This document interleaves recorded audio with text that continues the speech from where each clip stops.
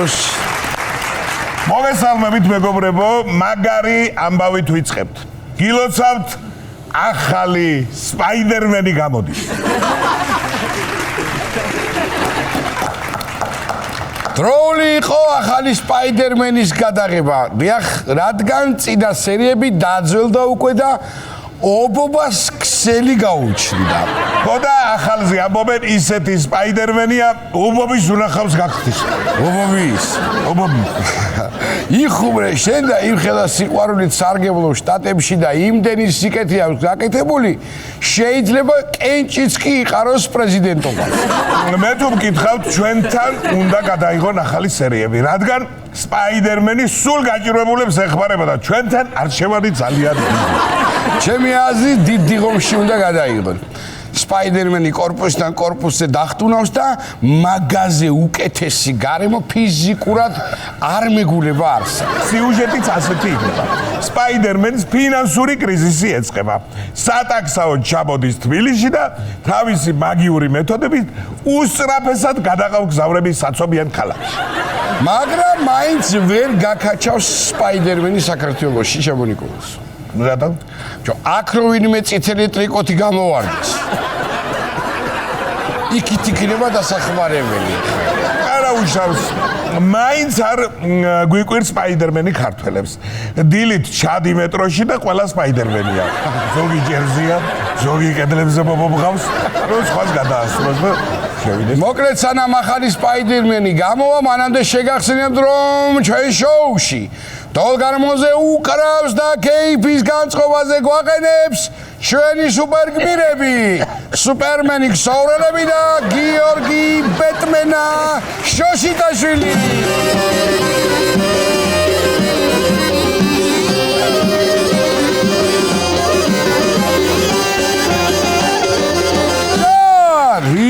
კარგია. მადლობა. ახლა კი აქაური სიახლეები.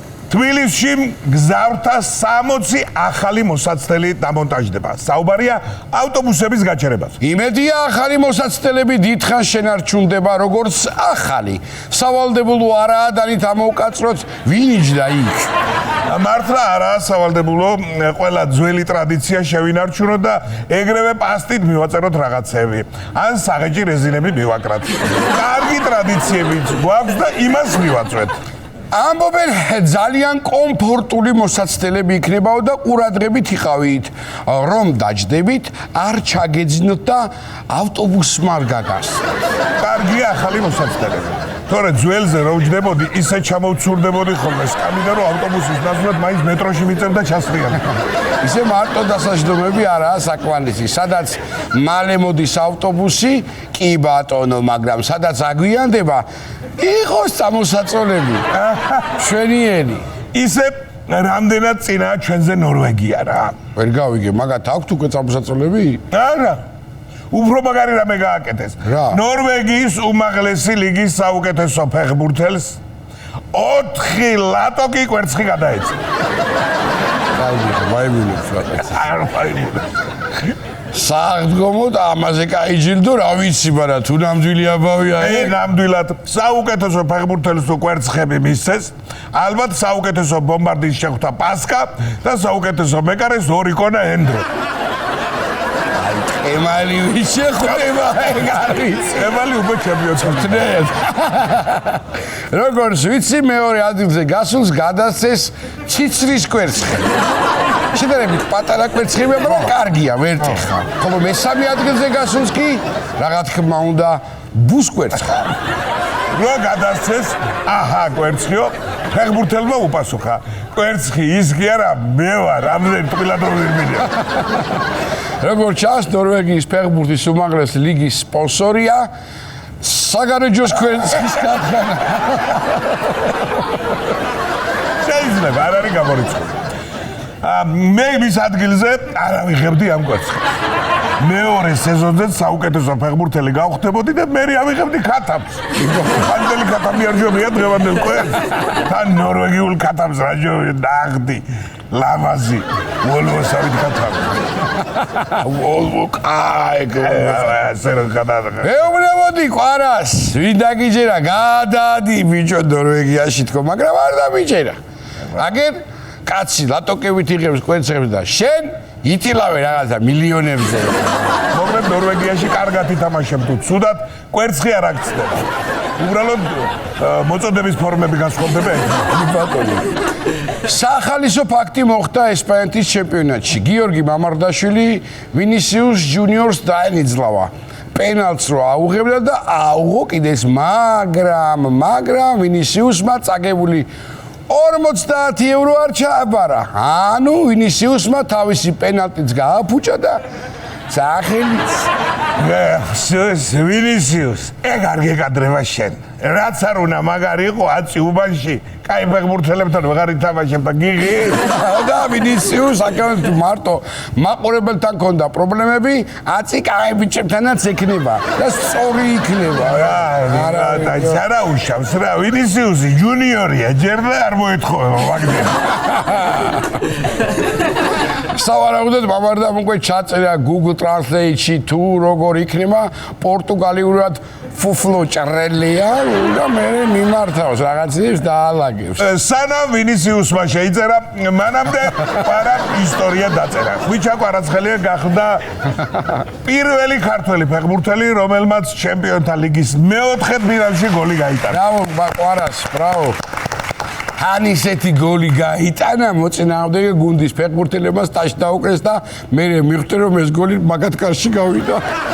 მართლა ისეთი ლამაზი გოლი იყო, თავის კავშირს რო გაეტანა, მაინც მაგარი იქნებოდა. უნდა გითხრა. ვულოცავთ ხვიჩას და ვუსურვებთ რომ ეს მიღწევა აღარც გაგხსენებოდეს, ანუ ნახევარ ფინალშიც გაეტანოს გოლი და მერე ფინალშიც. და იმედი გვაქვს გააკეთებს იმას, რაც მესიმ, ნეიმარმა და მბაპემ ვერ გააკეთეს თან ერთად. ისე ჩემპიონთა ლიგა თუ მოიგო, მე მართლა ვაღიარებ, რომ არის მაგარი ჩემზე რა. მნიშვნელოვანი ამბავი გვაქვს. მე პაციმიას ვაკეთებდი.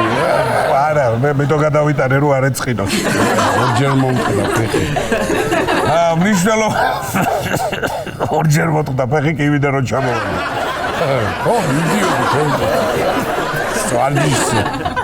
კარგი, გავაგრძელოთ. მნიშვნელოვანი ამბავი გვაქვს. საქართველოს ფეხბურთის ფედერაციას სომხეთთან გულშემატკივრების ხულიგნობის გამო მხოლოდ ფინანსურად დაჯარიმდა. ანუ თურქეთთან მაყურებლით ვითამაშებდა. კარგია. ძალიან კარგია. ხო და აბა ფინანსური ჯარიმის რაც არის გვიჭირს ფულია ჯეობადონო. გამიხარდა რომ მაყურებელი იქნება ნამდვილად. მე აბა მეწყინად შემოძმაო. რატო? ბილეთებს მაინც ვერ ვყიდულობ და იმით ვიწყნარებდი თავს მაინც არ უშოვებ მაყურებელს ხო და ახლა თავიდან უნდა მომეშელოს ნებები. ნუ ხარ შენ შურიანი. თურქებთან 12-11-ზე რო ვითამაშებთ, ცუდია?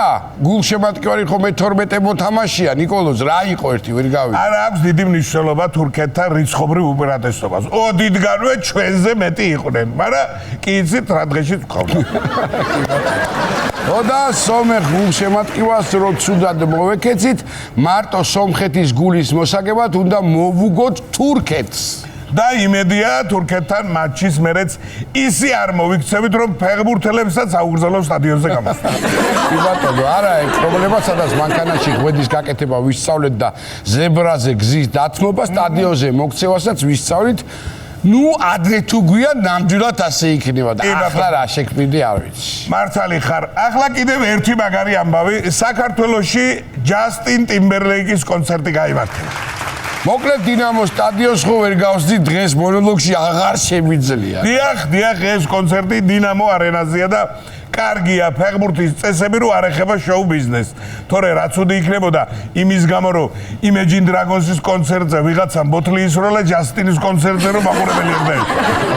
მიუხედავად იმისა რომ ბილეთები ძალიან ძვირი ღირდა, 250-დან 1400 ლარამდე ყველა ბილეთი გაყიდულია უკვე. და რო კითხოფული არა. ჯასტინ ტიმბერლეიქს გულისხმობ. ამ ხელახსაზე ჩამოვიდა, აქ 2 დღე ხომ მაინც უნდა დარჩეს. ამ ხელახ ხარჯებია, ძმაო, აბა. მე კონცერტის ბილეთი ვერ ვიშოვე, მაგრამ ტელევიზორში მირჩევნიან ახლა. დინამოზე კაი მომენტები რაც იქნება, ტელევიზორში გაამეორებენ კიდევაც და იქ ვერა. ისე ამ წინა სააღდგომოდ რა გირჩევნია პატა? ბილეთი ჯასტინის კონცერტზე თუ 4 ლადოგი გვერდზე. ეგ არ ვიცი, მაგრამ ტიმბერლეიქს უკვე წინასწარ უსწავლია აქ საჭირო წინადადებები. დაგლოცავთ, მაგრამ ვერ დავლევ. წამლებზე ვარ ძმაო, ზარულიომ ვარ, მალე უნდა წავიდე, ბავშვი მყავს დატოვებული და ასე შემდეგ.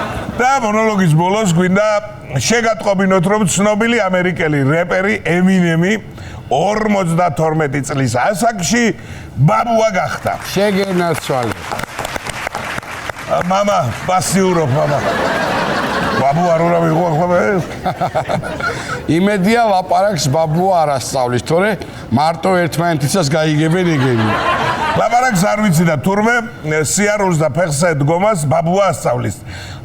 ბაბუ, please stand up, please stand up. ასე უნდა. კი ბატონო, ალბათ პატარა ემიკო ალბათ პატარა ემიკო პირველ სიტყვას მამას მაგივრად იტყვის. I'm sorry, mama. ლაპარაკის მერე ემინემ ბაბუა შვილიშვილს ალბათ გიდებას ასწავლის, როგორც მუსიკისტად. ემინემ ბაბუა მაგარი კაცი. უკვე დაწყებული ქონია საღამოებით თურმე ისე საყოველად ურეპავს იავნანას. აი გადაირევი. რას მე ლაპარაკი? როგორ? იავნანა, ვარდოგნანა, იავნანი ნაო. დაიწინე გენაცვალე იავნანი ნაო.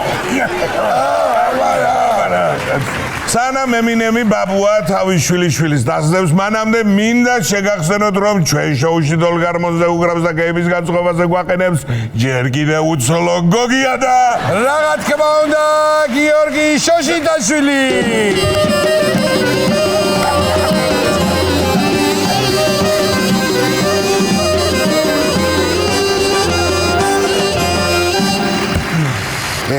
ჩემო ნიკოლო, იმდენი ვილაპარაკეთ, იავნანა, დედა, სად დავიბადე, რომ მოიწყინე ცოტა. რატო მოიწყინე? 7 თვეა თელავში არ ყოფილა. მერე ხომ მიდიხარ ახლა სააღდგომ? მაგრამ მანამდე რა ვქნა? მერე სიმღერა იმღერე ხო გაქვს თელავზე? კლავი რატომ მომაგრიჭა? აბა რეზიკო არ ამყავს, კაი სიმღერა კი დაწერა, მაგრამ არ ამყავს აქ. მერე შენი მღერე მარტო და მე თუ საჭირო რეზოს ვიქნები, ბავშვებს ვიქნები, თემურის ვიქნები, გელას ვიქნები, სადაც ვიქნები. ეს სხვათა შორის ხუმრობა იქით იყოს და ამ დათის შოუს საყვარელი კაი კაცის შოუს სცენარისტებმა კაი ლექსი დაწერეს და რეზო და ბავშვებმაც კაი მუსიკა დაუწერეს თელავზე. რა სიტყვი? მედი, აბა, მოდი ახლა შენი მღერე მაშინა, მე მოგისმენ აგერ ყურადღებით ძალიან სეტერებით ვიქნება. აი, მოდი თელაველებო, სანამ ჩამოვალ, ერთს კიდე გიმღერებ აქედან. აბა წავიდე.